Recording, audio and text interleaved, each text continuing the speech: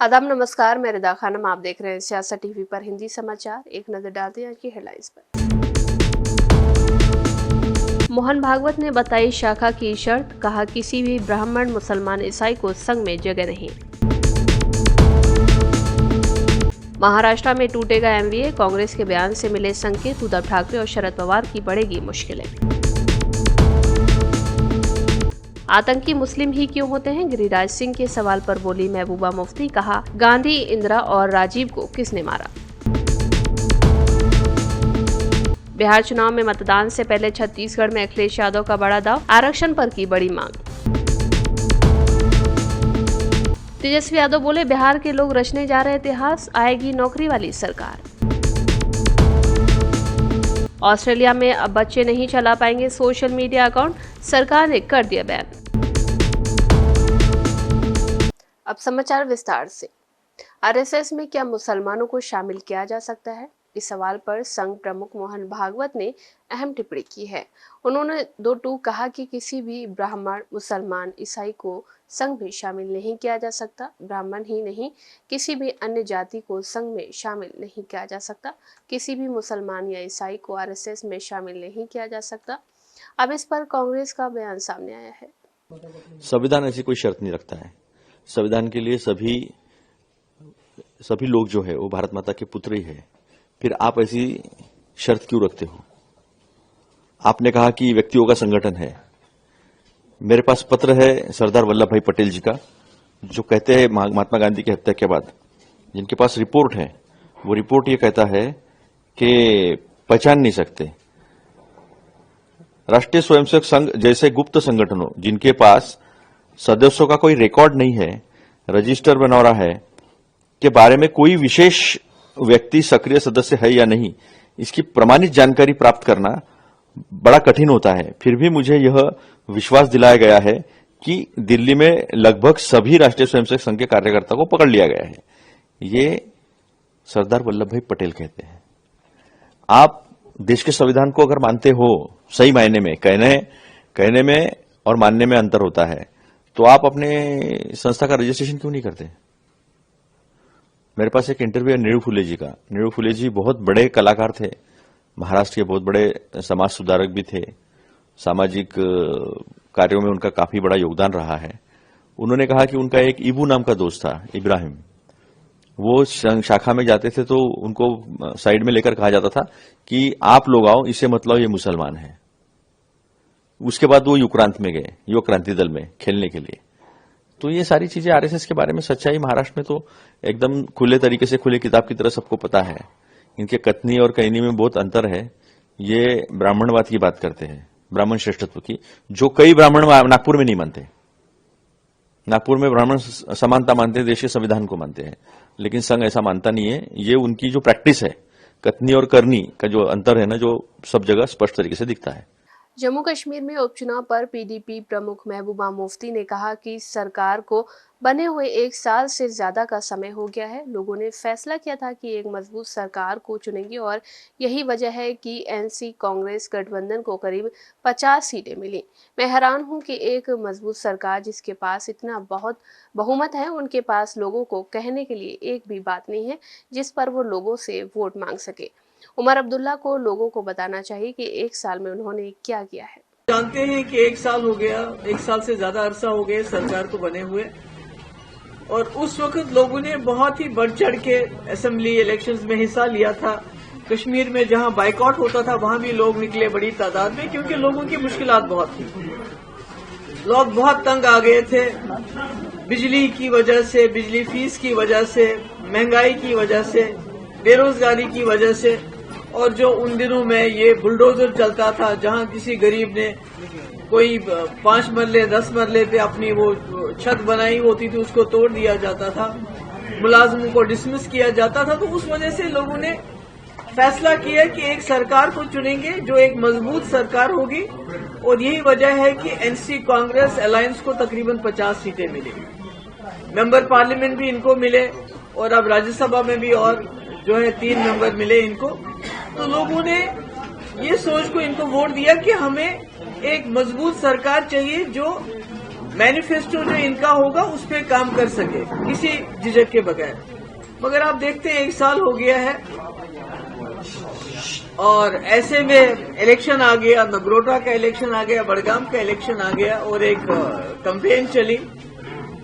बड़ा अजीब लगता है कि जब उमर साहब से लोग सवाल करते हैं कि हमने आपको इज्जत रखी, बड़गाम के लोगों ने बहुत इज्जत रखी, बहुत बड़ी हजारों की तादाद में उनको लीड दी, तो वो पूछते हैं आप 1 साल से कहां थे, तो कहते हैं पीडीपी बीजेपी।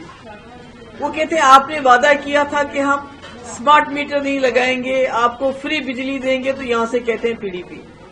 वो कहते हैं आपने कहा था कि गैस जो है सिलेंडर फ्री देंगे साल के 12, तो यहां से कहते हैं पीडीपी। राशन देंगे फ्री, तो पीडीपी। 1 लाख नौकरी देंगे। मतलब हर सवाल का जवाब उमर साहब को बजाय ये कि वो लोगों के पास जाएं और उनको बताएं कि 1 साल में उन्होंने अपने कितने वादे पूरे किए, लोगों की कितनी मुश्किलात दूर कर दी, उनकी जबान पे सिर्फ पीडीपी का नाम आता है। राज्यसभा सदस्य कपिल सिब्बल और एडी सिंह ने दावा किया कि 3 नवंबर को हरियाणा से बिहार के लिए 4 विशेष रेलगाड़ियां चलाई गई, जिनके जरिए 6000 लोग चुनावी राज्य पहुंचे। उन्होंने रेल मंत्री से ये साफ करने को कहा है कि विधानसभा चुनाव के दौरान इन रेलगाड़ियों के परिचालन का क्या उद्देश्य था और इनके लिए भुगतान किसने किया। नमस्कार, आज हम आपको एक ऐसी खबर देना चाहते हैं। हमें मालूम है कि इलेक्शन कमीशन तो कुछ करेगी नहीं, कि उनको अगर रवैया ही अलग रहा है, क्योंकि वो बीजेपी के सहयोगी हैं, तो वो क्यों कुछ करेंगे। तो खबर ये है कि 3 नवंबर 2025 में एक ट्रेन चली 10 बजे सुबह। वो ट्रेन करनाल से चली और पानीपत से होते हुए बरौनी गई। इसमें 1500 लोग थे। ये हमें जानकारी है, मिली है जानकारी। एक और ट्रेन चली 11 बजे उसी दिन 3 नवंबर, वो भी करनाल से चली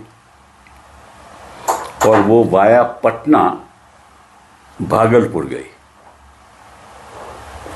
उसमें भी 1500 लोग थे। ये भी हमें जानकारी मिली है। एक तीसरी ट्रेन चली 3 बजे और एक चौथी ट्रेन चली, वो भी 4 बजे, और दोनों वो ट्रेन 3 और 4 की गुरुग्राम से चली और पटना होती हुई भागलपुर गई। तो इन 2 ट्रेन में लगभग 3000 लोग थे।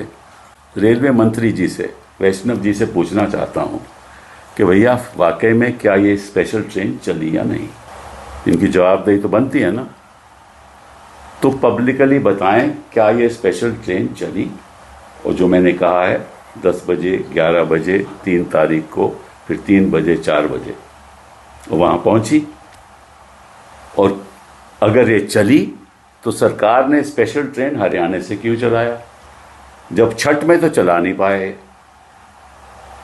यहाँ ट्रेन चला रहे हैं। ठीक है। और अगर वाकई में चली तो किस लिए? अगर तो ये जेन्युइन वोटर हैं तो उनके लिए तो स्पेशल ट्रेन की जरूरत नहीं है। अगर जेन्युइन वोटर नहीं है तो फिर काहे का आपने स्पेशल ट्रेन चलवाई? कुछ छत्ता माहौल तो खत्म हो गया। बीएमसी इलेक्शन को लेकर महाराष्ट्र का सियासी पारा हाई हो गया और इसे राजनीतिक दल अपनी जगह बनाने की तैयारी शुरू कर चुके हैं। बीएमसी चुनाव से पहले ठाकरे बंधुओं के साथ आने की खबर भी सामने आ रही है।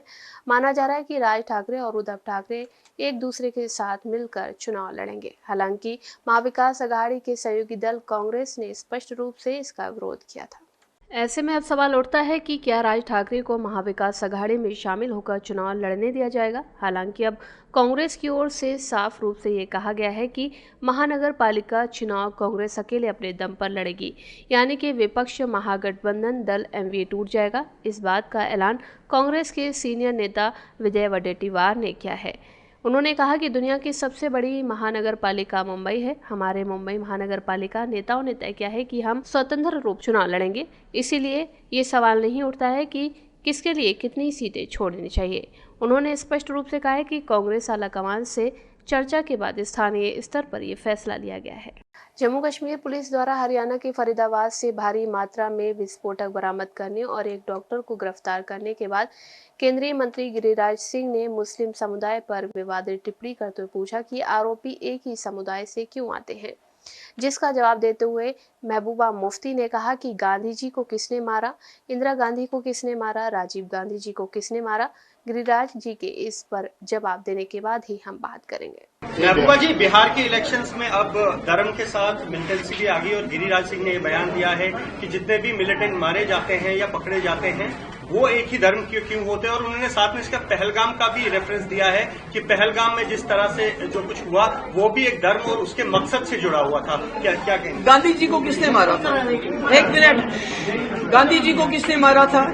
इंदिरा जी को किसने मारा? राजीव गांधी जी को किसने मारा? मुझे बताइए वो कौन थे? और आज भी गांधी जी के फोटो को कौन सी सबसे बड़ी जो टेररिस्ट है गोली मारती है, जो पार्लियामेंट में पहुंची? ये गिरिराज जी को मेरी तरफ से उससे जब सब जवाब देंगे वो कौन था, उनका नाम क्या था, उसके बाद वो बात करें। दिल्ली में इस महीने की शुरुआत के साथ ही मौसम ने करवट ले ली है। सुबह शाम की ठंड अब महसूस होने लगी और हवा में हल्की ठिठुरन लौट आई है। आईएमडी के मुताबिक आने वाले कुछ दिनों तक न्यूनतम तापमान में और भी गिरावट दर्ज की जाएगी। मौसम में ठंडक के साथ साथ दिल्ली की हवा में प्रदूषण का जहर भी बढ़ गया है। देखिए, पॉल्यूशन की समस्या दिल्ली और उत्तर भारत के लिए नई नहीं है, मगर लोगों में, खास तौर पे पढ़े लिखे लोगों में, बुद्धिजीवी लोगों में गुस्सा इस बात का है कि सरकार लोगों को धोखा दे रही है, सरकार डेटा की फजिंग कर रही है, सरकार AQI के आंकड़ों में फर्जीवाड़ा कर रही है। जैसे ही पोल्यूशन बढ़ता है, सरकार जो है AQI मॉनिटरिंग स्टेशन बंद कर देती है ताकि AQI की कैलकुलेशन के अंदर बढ़ी हुई रीडिंग्स ना आए। जहां जहां पे भी प्रदूषण ज्यादा है वहां पे AQI मॉनिटरिंग स्टेशंस के ऊपर दिन रात छिड़काव करी जा रही है ताकि AQI आर्टिफिशियली डेटा के हिसाब से कम हो जाए।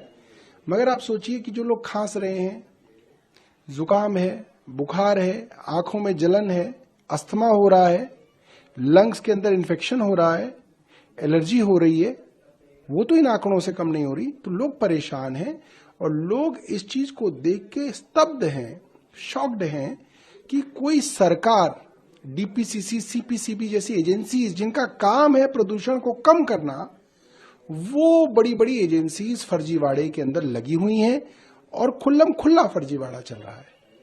वो लेंगे ही नहीं ना। देखिए, जब एक सरकार की इंटेंशन प्रदूषण कम करने की नहीं है, प्रदूषण का डेटा कम करने की है, तो वो कह रहे हैं कि जब डेटा कम करके ये हो जाएगा प्रदूषण, तो असली प्रदूषण क्यों कम करना है? उसमें तो बड़ी मेहनत करेंगे, उसमें तो बड़ा पैसा लगेगा, उसमें तो दिन रात का काम लगेगा, वो करने की जरूरत ही नहीं, आप तो डेटा कम कर दो।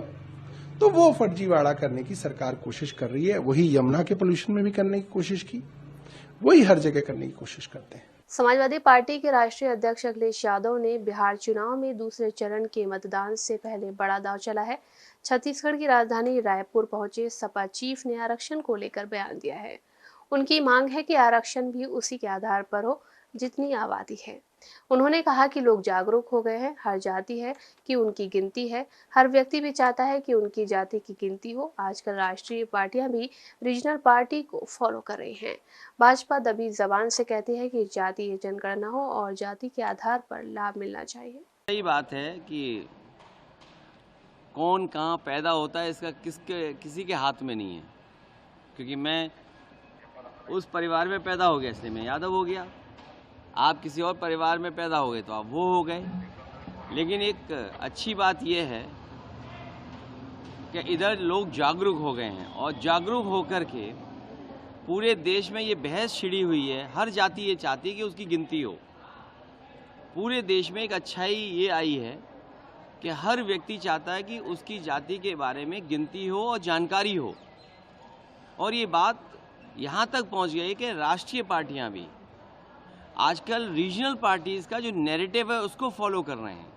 मुझे याद है लोकसभा में जिस समय नेताजी थे, शरद यादव जी थे, आदरणीय लालू प्रसाद यादव जी थे और दक्षिण भारत के बड़ी संख्या में नेता, रीजनल पार्टी के बड़ी संख्या में लीडर्स ये मांग कर रहे थे कि जाति जनगणना हो, जातियों को गिना जाए और गिन कर के उनको अधिकार और सम्मान मिलना चाहिए। ये लड़ाई लड़ी गई थी, उस समय सरकार दूसरी थी और वो लड़ाई आज भी चल रही है। अब सोचिए, कांग्रेस भी कह रही है कि हम जाति जनगणना कराना चाहते हैं, बीजेपी भी दबी जुबान कहती है कि हम जाति जनगणना कराएंगे। तो ये एक अच्छी बात हो गई है कि पूरे देश में ये बहस छिड़ गई है और सबने स्वीकार कर लिया है कि जाति जनगणना होनी चाहिए और जाति के हिसाब से अधिकार और हक मिलना चाहिए। जो बाबा साहब भीमराव अम्बेडकर जी का संविधान है, जिसमें सामाजिक आर्थिक रूप से जो गैर बराबरी है उसको दूर कैसे किया जाए, उस दिशा में जो आरक्षण है उस पर काम हो। और उसमें कई दल तो ये भी मांग रहे हैं कि दक्षिण भारत में जिस तरह सीमा टूट गई है आरक्षण की, वो सीमा तोड़ी जाए यहाँ पर, क्योंकि हमारे जो साथ हैं यादव महासभा में तो हैं ही हैं। कांग्रेस के नेता सुरेंद्र राजपूत ने बिहार विधानसभा चुनाव के दूसरे चरण पर कहा कि इंडिया गठबंधन को जनता पर पूरा भरोसा है, जबकि एनडीए और भाजपा को अपने यंत्र मंत्र तंत्र और चुनाव आयोग पर भरोसा है। उन्होंने दावा किया कि इस बार जीत जनता की होगी, न कि वोट चोरों की। राजपूत ने कहा कि जनता इस बार वोट चोरी का विरोध कर रही है और रिकॉर्ड मतदान होने की उम्मीद है। इंडिया गठबंधन को जनता पर भरोसा है। नल पर, नील पर, कोल पर, भील पर, पिछड़े पर, दलित पर, आदिवासी पर, महिला पर, नौजवान पर, अल्पसंख्यक पर, किसान पर, सब पर भरोसा है। और एनडीए को और भारतीय जनता पार्टी को अपने यंत्र मंत्र तंत्र और चुनाव आयोग पर भरोसा है। अब ये जीत जनता की होगी या वोट चोरों की होगी, ये स्पष्ट रूप से 14 तारीख को क्लियर हो जाएगा। हमें पूरी की पूरी उम्मीद है कि जनता इस वक्त वोट चोरों का विरोध कर रही है और जब जनता उठ खड़ी होती है तो निश्चित तौर पर सारे वोट चोर भाग जाते हैं। हमारी उम्मीद है कल एक रिकॉर्ड तोड़ जो है चुनाव होगा, वोट पड़ेंगे, हर शख्स अपने घर से निकलेगा, पहले मतदान करेगा, फिर जलपान करेगा। और जिस तरीके से पहले चरण में डुप्लीकेट मतदाता आए, वोट चोर आए, वोटों के डकैत आए, कोई दिल्ली से आया, कोई महाराष्ट्र से आया, दो जगह पे वोट डालने आए, कोई देहरादून से आया, इस बार इन वोट चोरों पर भी कहीं न कहीं कोई लगाम लगेगी। और वोट चोरी अपने आप में एक बड़ा मुद्दा है, ये पहले चरण के मतदान ने साबित कर दिया, क्योंकि उसमें वोट चोर यहां पर आए हुए थे। अगले चरण के मतदान में हमें पूरी उम्मीद है कि हमारे मतदाता अभिकर्ता जो हैं, हमारे जो बीएलएज हैं, हमारे जो पोलिंग एजेंट हैं, ये सब के सब बूथ एजेंट, ये सब वोट चोरों को वोट नहीं डालने देंगे। बिहार की जनता ही वोट डालेगी और बिहार की जनता इस वक्त महागठबंधन के पक्ष में है, राहुल गांधी और तेजस्वी यादव के पक्ष में। आरजेडी नेता तेजस्वी यादव ने आज पटना में प्रेस कॉन्फ्रेंस की। इस मौके पर तेजस्वी यादव ने कहा कि बिहार के लोग इस बार इतिहास रचने जा रहे हैं। इस बार नौकरी वाली सरकार लाने जा रहे हैं, कलम राज को लाने जा रहे हैं। बिहार सबसे विकसित राज्य बनेगा। 20 साल में केवल सुर्खियों में रहा, सफलताओं में कहीं भी नहीं रहा। 14 तारीख के बाद सफलताओं में गिना जाएगा। बात अब देखिए, इलेक्शन कमीशन पहला चरण का मतदान कब हुआ? 6 नवंबर को। आज हम बैठ के पीसी कर रहे हैं 10 नवंबर को। 4 दिन बाद भी आंकड़े जो है सार्वजनिक नहीं किए गए हैं कि पुरुष ने कितने मतदान किए और महिलाओं ने कितने मतदान किए। कोई भी ऑफिशियल आंकड़ा नहीं आता। पहले भी मैनुअली, पहले के जमाने में तो उसी दिन उसी समय बता देता था मैनुअली। आजकल तो टेक्नोलॉजी का जमाना है, फिर भी ये आंकड़ा क्यों छुपाया जा रहा है, सबसे बड़ा मेरा प्रश्न है। 4 दिन हो गया, यानी आप समझिए, मान लीजिए 11 को अगर वोटिंग है और 14 को रिजल्ट है, तो आपको 14 तक पता ही नहीं चलेगा कि कितने पुरुष और महिलाओं ने वोटिंग की। This is a joke. कितना टेक्नोलॉजी का जमाना है, एआई का जमाना है। ये बताओ, अमित शाह और मोदी जी के राज में इलेक्शन कमीशन ठप हो गया है। अरे भाई, इतना तो पहले के जमाने में उसी दिन उसी वक्त मैनुअली लोग निकाल करके दे देता था कि इतना प्रतिशत जो है पुरुषों ने मतदान किया, इतने प्रतिशत जो है महिलाओं ने मतदान किया, और ये उम्र के लोगों ने इतना इतना मतदान किया। आप मीडिया के लोग यहाँ हैं, विद्वान लोग हो, जरा बताइए आप लोगों को जानकारी में है क्या ये? कहीं भी ऑफिशियली ये बात आई है? Where is Election commission?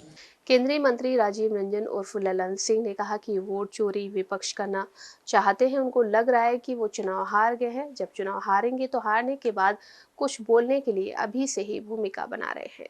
जब कर्नाटका तेलंगाना में वो जीते तो बड़ा निष्पक्ष चुनाव हुआ, लेकिन अगर हरियाणा महाराष्ट्र में हारे तो वोट चोरी हो गई।